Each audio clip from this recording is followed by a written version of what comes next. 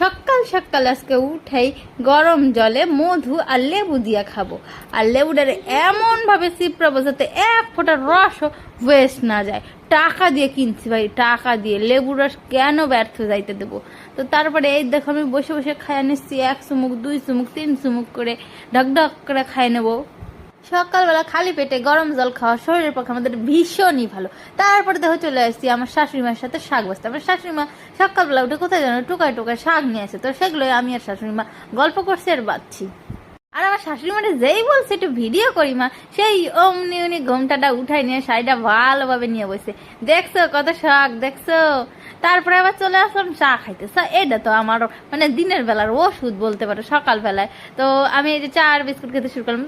কেউ কেউ আবার বলবে তোমরা যে কেমন, আগে গরম জল খাই তারপর আবার চা খাই, চা তো ক্ষতি করে, তা আমার চাটা না খেলে আমার ভালো লাগে না। তারপরে চলে আসলাম পূজা দিতে, স্নান টান করে দেখো আমি বাসনপত্র মাছতে বসে পড়ছি। আর মাছতে গৈসা গৈসা একদম পরিষ্কার করে সাল আমরা উঠাইয়া পরিষ্কার করবো একদম, দেখো কেমন পরিষ্কার হয়। হাতের পরে নিয়ে তো হচ্ছে না, নিচে রাখে গৈসা গৈসা একদম সুন্দর করে ঝক করে দেবো আজকে। এর মাঝে কিন্তু আমি আরো অনেকগুলো কাজ করে নিচ্ছি, রান্না বাড়া, সবাইকে খাইতে দেওয়া, থালা বাসন ধোয়া, তারপর স্নান করা, মাইয়ারে স্নান করানো, সবকিছু কইরা ঠোরা তারপরে আমি পুজো দিতে গেছি।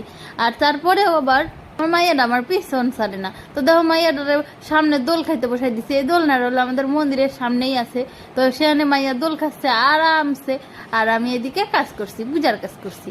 তো আমার মেয়েটা যে কখন এত বড় হয়ে গেল, একা একা দোল খাইতে শিখে গেল, আমি টেরই পাইলাম না। এদিকে সন্ধ্যা হইলে আমার মনটা কেন যে খাবো খাবো করে, তো আমার স্বামীটা বললাম, আমার স্বামী দেওয়া আমার জন্য পিৎজা বানাইয়া দিচ্ছে আজকে। তো ওর পিৎজাটা এত টেস্ট হয়েছিল কি বলবো, সেই মজা করে খাইছি।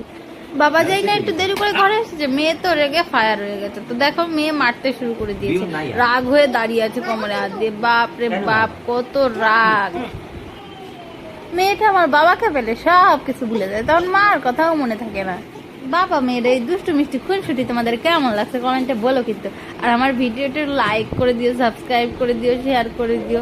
তোমাদের একটা লাইক আমাকে অনেক অনেক ভালোবাসা দেয়, অনেক অনেক মোটিভেশন দেয়।